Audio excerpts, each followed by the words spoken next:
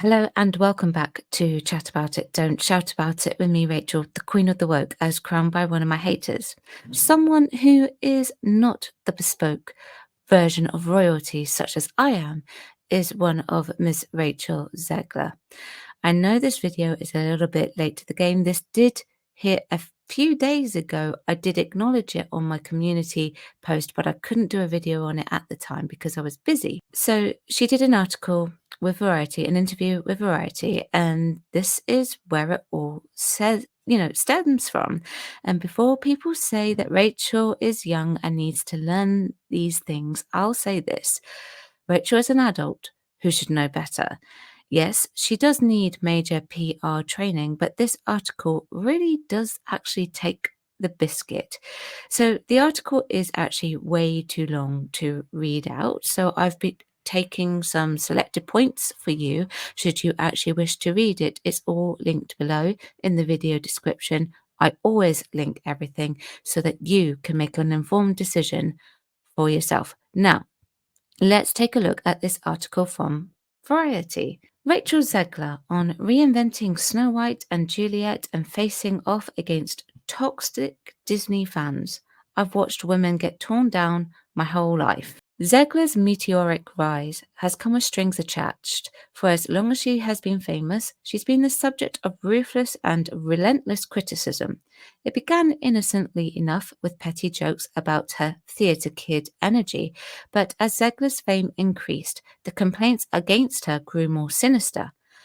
When she playfully posted about not being invited to the 2022 Oscars despite West Side Story earning seven nominations, she was called ungrateful and entitled for admitting that she took the role in Shazam sequel because she needed the money.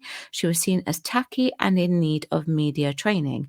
And every time she speaks up about racism and them in the entertainment industry, she's slammed as just another DEI hire, coasting on her identity rather than her talent. The thing was about the West Side Story post was that it didn't come across as playful. She wasn't actually nominated at all, so she wasn't invited, and that's the simple way of it, basically. Now, Rachel, I needed a job, Zegler, shouldn't have actually said that she was taking the job for Shazam because she needed it. I won't actually begrudge someone a job, as you know. But it does come across as tacky because it shows little respect for the work that has been completed. And yes, she's in 100% need of media training. And I won't lie to you, casting is really weird at the moment. They do choose DEI hires for sure, 100%. But people shouldn't just be talking about their identity. It really should be about talent. So she's talking about Hollywood. The reason I fell in love with this industry is not because of this town, she says, lowering her voice to evade the ears of the locals. In fact, I kind of can't stand this town. I don't like that there's a town built around the industry that I work in. It's stifling and isolating and weird.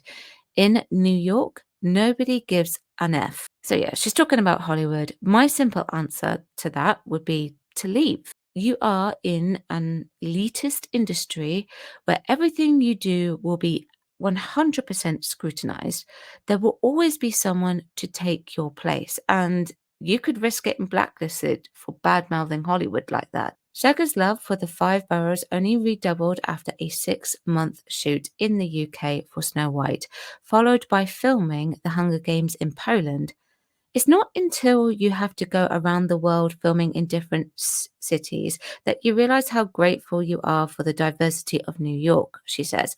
When I came home from my year in Europe, going to my bodega where people speak in Spanish to me, she's performing her words, feigning heartstroke and rumbling with melodrama. I was like, oh my God, I miss you, Enrique. Welcome to the UK, where the main demographic is white, the main language is English, and the second being French. And I thought you were half Polish anyway. So, oh, excuse me, you're of Polish descent. Sorry, you're not half Polish, you're of Polish descent. I stand corrected.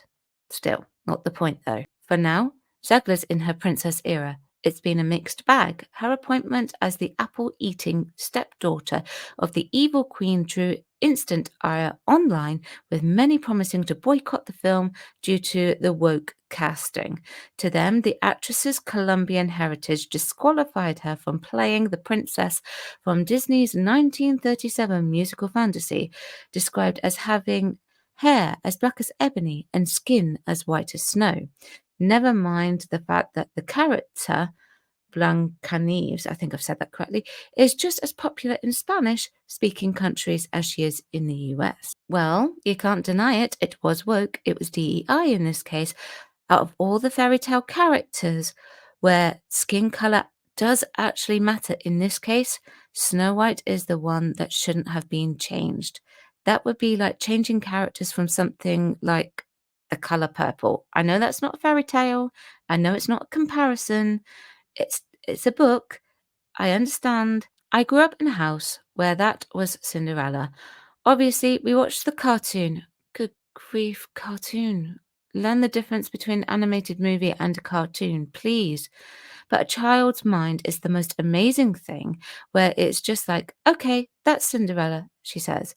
But the blonde-haired, blue-eyed, blue-dress Cinderella from the 1950s cartoon is also Cinderella. Also, Hilary Duff is Cinderella in a Cinderella story. She smirks. I was able to comprehend those things at a young age. Whilst we're on the subject of hair colour, did you know that this woman also played Cinderella? Golden Era A-lister celebrity Julie Andrews, who was also chosen by the Disney company to headline an iconic film, Mary Poppins. She didn't run her mouth off, and to this day, even though we know she's not innocent, she does have a potty mouth. She doesn't let her mouth run away with her. By the way, I actually have a video on here, and this was in the early days of this channel. I came across an article that compared Rachel Zegler and Halle Bailey to Julie Andrews. Really watch that video because it's really interesting what the article had to say. As for that line about skin as white as snow, Zegler reveals that the new film has its own origin story for her name. It fell back to another version of Snow White that was told in history, where she survived a snowstorm that occurred when she was a baby. She says, and so the king and queen decided to name her Snow White to remind her of her resilience. One of the core points in our film for any young woman or young person is remembering how strong you actually are. They changed it because their lead actress isn't white.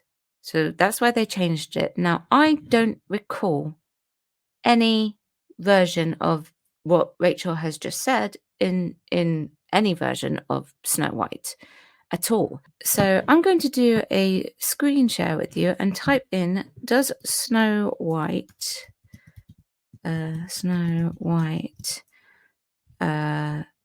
survive not a thunderstorm, a snowstorm? Let's have a look and see what it says. Oh, and the first hit that comes up is the Telegraph with what Rachel said the other day. Then there's some Reddits 4 days ago, Screen Rant 3 days ago, Bleeding Cool News 1 hour ago, Independent 4 days ago, LA Times 4 days ago, USA Today 4 days ago, and it's all to do with Rachel Zegler. The social media outrage about Zegler being cast as Snow White only got louder as time went on. She began saying in red carpet interviews in the summer of 2022 that her version of the iconic princess wouldn't spend her days pining over a man. She called aspects of the original story weird and said that in the 1937 film's Prince literally stalks Snow White.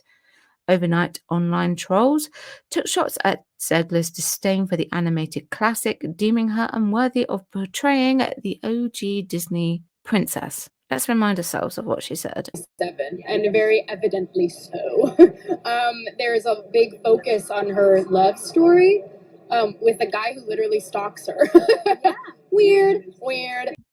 No, it's not weird. It's just a fairy tale. So we didn't do that this time. No love story. With a guy who literally stalks her. Weird. She grows somber, recalling the hate that erupted during the time. In all honesty, it made me sad that it was taken in such a way because I believe that women can do anything, but I also believe they can do everything. Zegler says what she meant to convey was that Snow White wants romance but has other goals too.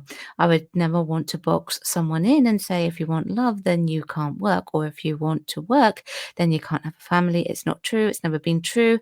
It can be very upsetting when things get taken out of context or jokes don't land. Zegler says the love story is very integral. A lot of people wrote that we weren't doing that storyline anymore. We were always doing that. It just wasn't what we were talking about on that day. Now, were you always doing that? Because it sounded like it was actually taking a bit of a backseat in this film, because it's all going to be about the strong, independent leader who don't need no man. I seem to recall you joking about Andrew Burnap's scenes being possibly cut from the movie. By the way, did you know he's a great dude? Let's remind ourselves of what she said. Approach to what I'm sure a lot of people will assume is a love story just because like we cast a guy in the movie, right. Andrew Burnap, great dude. Yeah. It's it's one of those things that I think everyone's going to have their assumptions about what it's actually going to be, but it's really not about the love story at all, which is really, really wonderful. And whether or not she finds love along the way is anybody's guess until 2024. All of Andrew's scenes could get cut. Who knows? It's Hollywood, baby. It's Hollywood, baby. Zegler's not surprised by what she sees as people's willful misunderstandings of her comments. It's par for the course for an outspoken young woman in the public eye. I've watched women get torn down my whole life, my whole career. Wait a minute, how many people have you watched get torn down in your career? You participated in the cancellation of Gina Carano. Just think about that. So are quite happy to also bring other women down as well. We'll watch it when this certain thing that's happening in November happens. We're going to witness that for a long time, I fear. Sometimes it can feel like we're going back. It certainly felt that way when that was happening. Watching women being torn down. So she says that but fails to say how, but uses it as a segue into something that's happening soon in the United States, but I won't be addressing it on here. Now, many channels have been taking suppression hits recently, myself included, so we're trying our best to not actually get suppressed.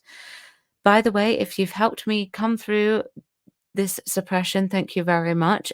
I still have a bit of it going on, but it's been a lot better. So I do appreciate you helping me out with that. So thank you. So we thought that she would have learned how to do PR over the course of the last couple of years since her last PR disaster, which I played to you on the screen. But the answer is no. Insult the Hollywood elite industry, and that's a way to get a blacklist. Snub the UK and get on the wrong side of us. Snub part of your heritage as well, from the sounds of it. The most important thing, though, that this is damage control that isn't really damage control, so to speak. It's not supervised. She's not been told what to say again from the sounds of it. It wouldn't surprise me if the Hollywood elite would start controlling social media posts because of the lack of diplomacy and care taken when talking about a brand with certain performers in my industry. And this is why someone like Jenna Ortega is doing really well right now.